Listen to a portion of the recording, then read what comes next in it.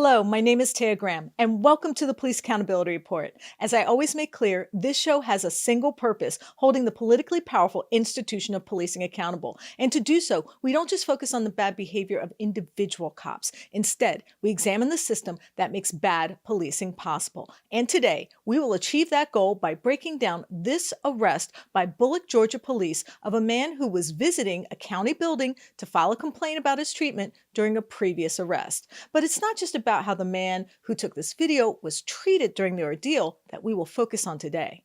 Rather, it's also a story about the courage it takes to preserve our rights and to hold power accountable even when it's aligned against you.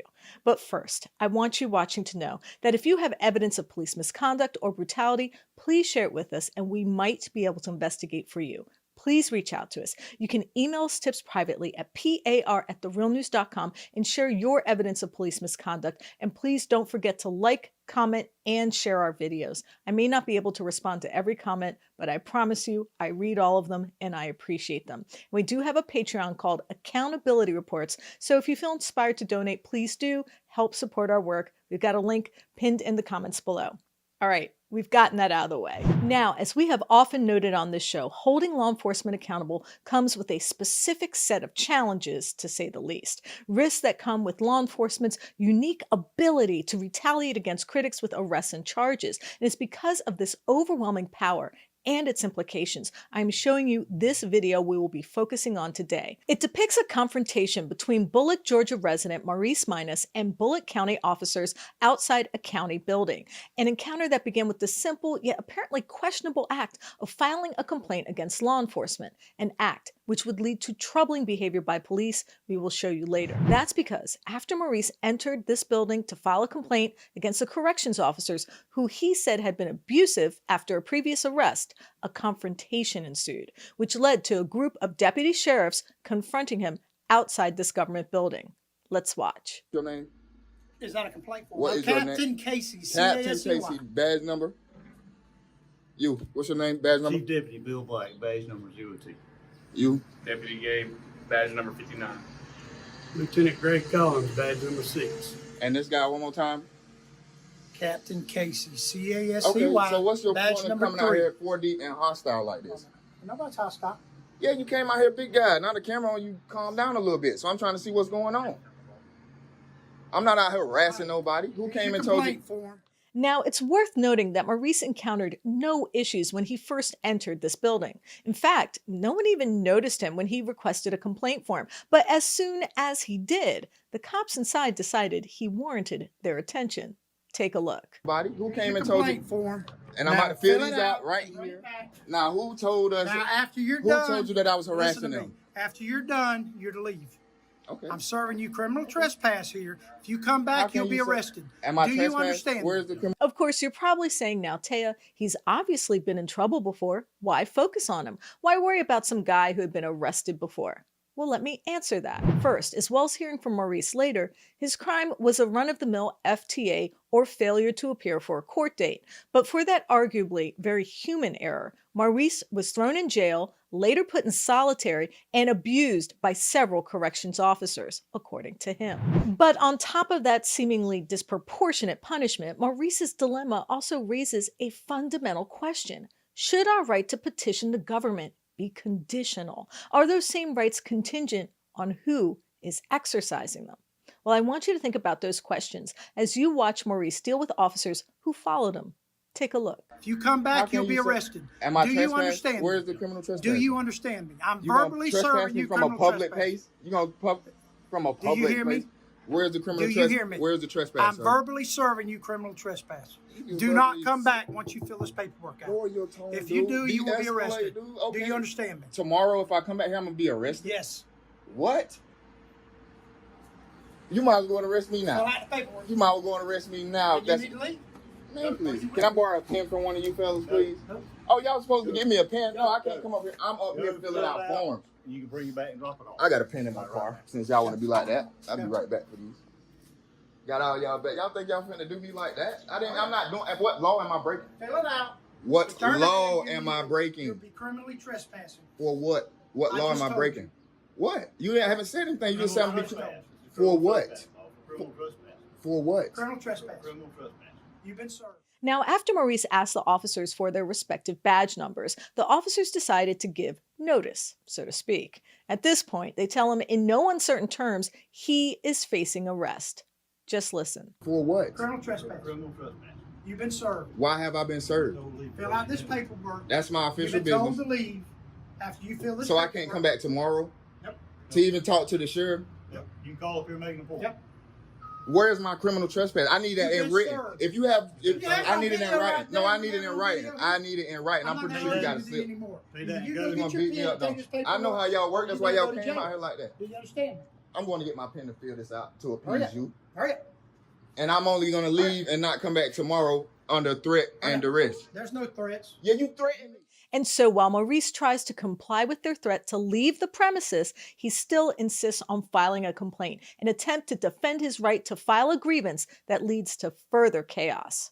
Just look. There's no threats. Yeah, you threatened You've me. been told you'll go You to just jail. said you not. That's For not a what threat. law? What law have I That's broken? not a threat. What law have I broken? That's not a threat. What You've law been have I told. broken? What Go statute? Get your pen and come fill this paperwork. I'm about to. It's gonna take me all day to fill out all these complaints I gotta fill out on all y'all. Say that with you. Fill it out and bring it back. No.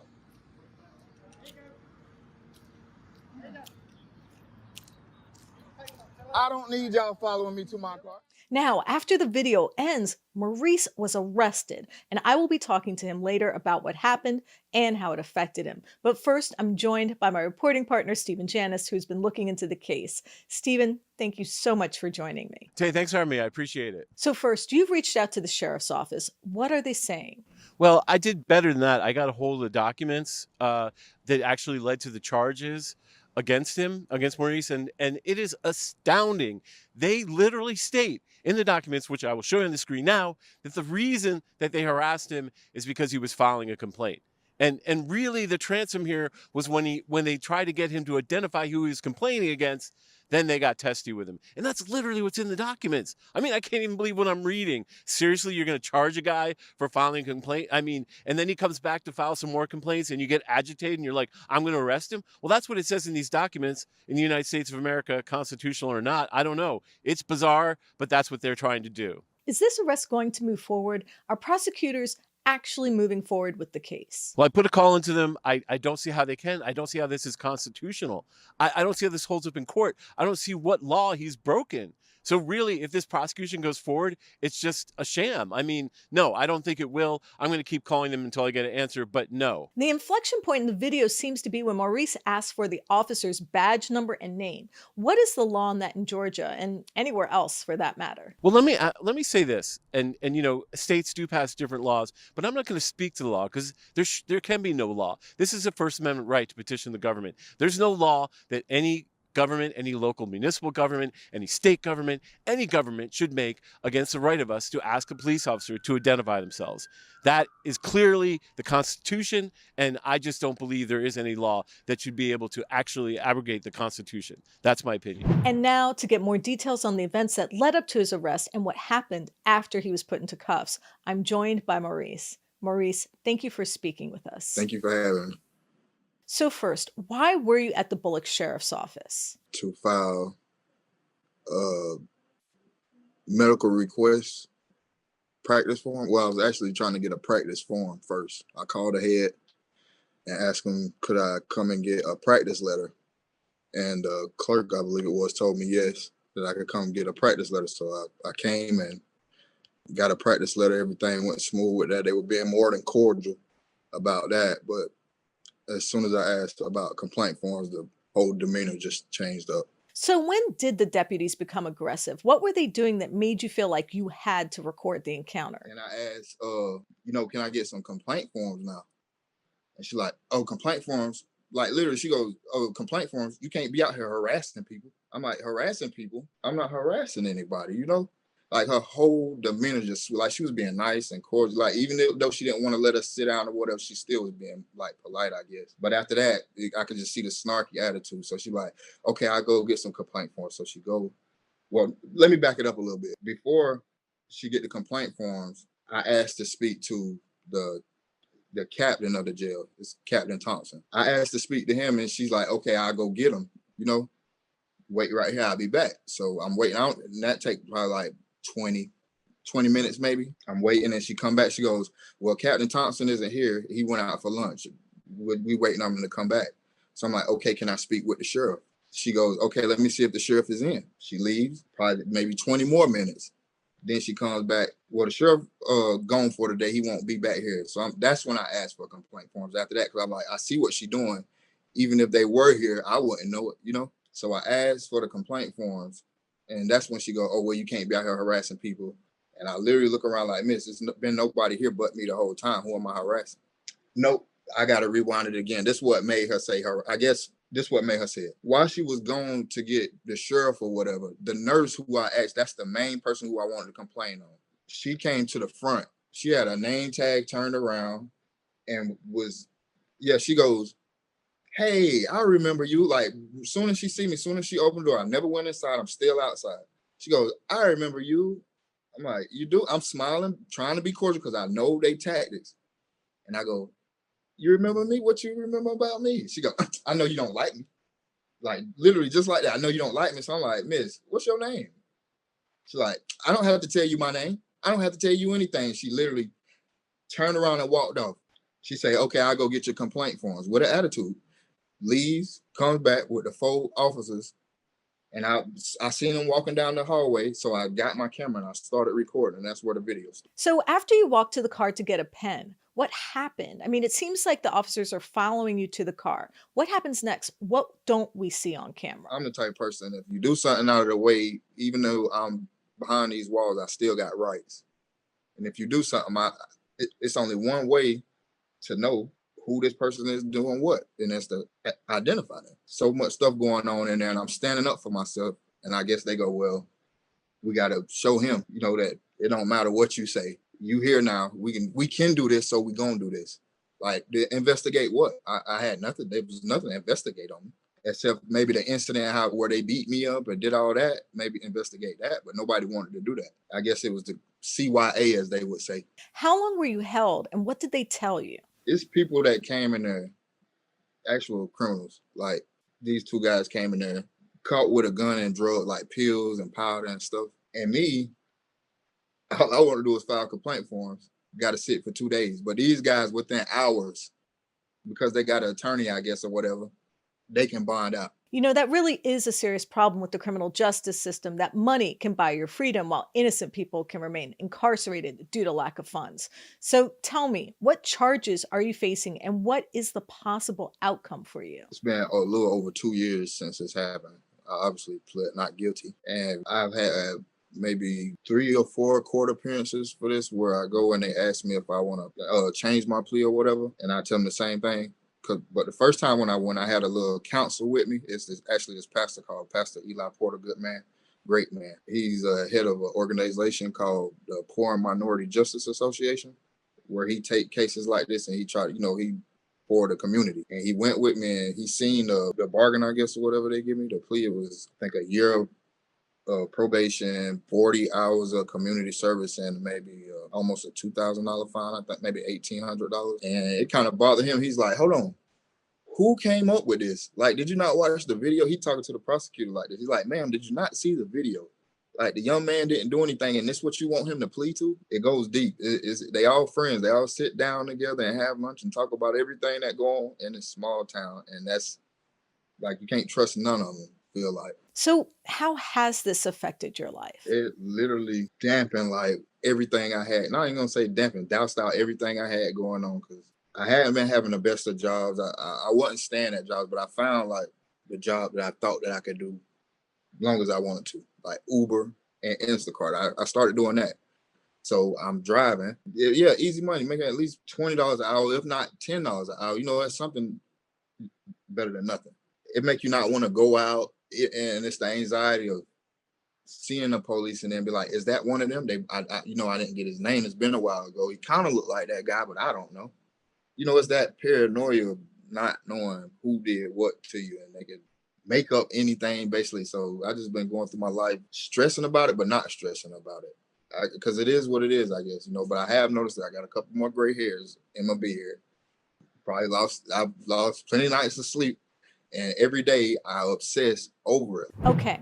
The arrest of Maurice is not just about the ability of police to retaliate. I also think it reveals something significant about a problem with law enforcement that gets less attention than it deserves. Namely, there are just too many cops dedicated to problems that have little to do with public safety. Just take a head count from Maurice's encounter and you will see what I mean. As he takes a spontaneous sidewalk roll call in the beginning of his video, you see at least 4 different officers reluctantly giving their names and badge number. That's 4 cops with full police powers that have so much time on their hands they can follow Maurice into the parking lot and effectuate what can best be described as a questionable arrest. But the reason I make this point is not just because the number of cops involved in his arrest seems excessive. It's more important, I think, as an example of how we have misallocated resources towards policing and how those misplaced priorities are at least partly responsible for the lack of trust in law enforcement. So let me use the failed war on drugs as an example. And before you say it, I know it's an easy target that a lot of people have criticized, and rightly so, but I have something specific that might shed new light on how this so-called war has distorted the very fabric of our country's social compact. First, as we all know, the war on drugs was a pretense to use law enforcement to diminish the rights and political agency of the working class and minorities. The idea to criminalize addiction was simply a way to monetize the poor and bolster the power of agencies like the Drug Enforcement Administration that have wreaked havoc on poor and minority communities for decades. It's worth noting that even as billions and billions of dollars have been spent on this war, the U.S. continues to notch a tragic 100,000 deaths a year from overdoses, an overwhelming tally of suffering and malaise that has not diminished in the least in spite of millions of arrests, raids, cops, and prison time. The key ingredients, I might add, of America's punitive recipe for extracting whatever they can from the people who can least afford it. But what really caught my eye this week was this article in the Washington Post, a piece that for me reveals what happens when you use the process of law enforcement to monetize a problem and how it distorts every subsequent effort to solve it. The article recounts the lack of availability of a critical drug called naloxone. For those that aren't familiar with it, naloxone, otherwise known by one of its trade names, Narcan,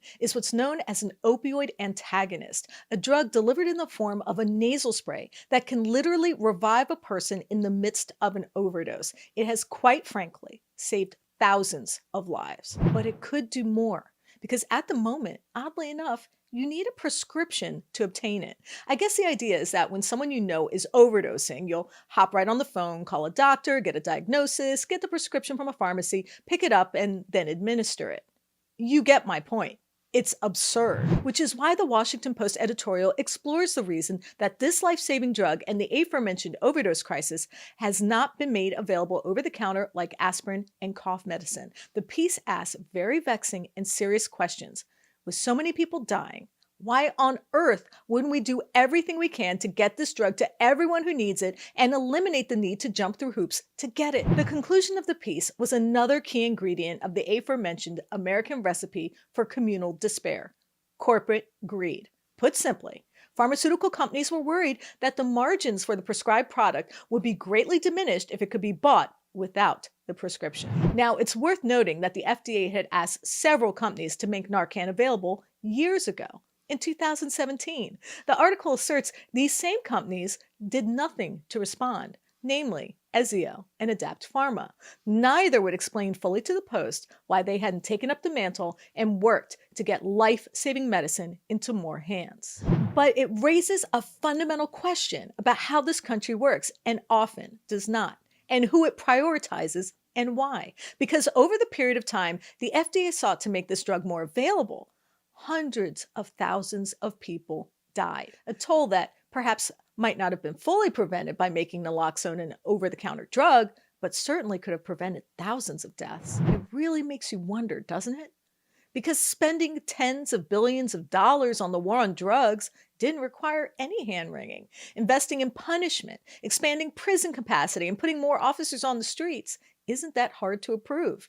In fact, as our sister show Rattling the Bars aptly reported, the effort to close a prison in California met with stiff resistance, even though the state simply didn't have enough inmates to fill it. My point here is why is it so easy to make 4 cops available to arrest a man for filing a complaint, but not to provide a life-saving drug to fight a national health crisis? Why was it so easy to ratchet up the war on drugs by building prisons and funding an extensive investigative agency, but really hard to make a life-saving treatment easy and inexpensive to buy?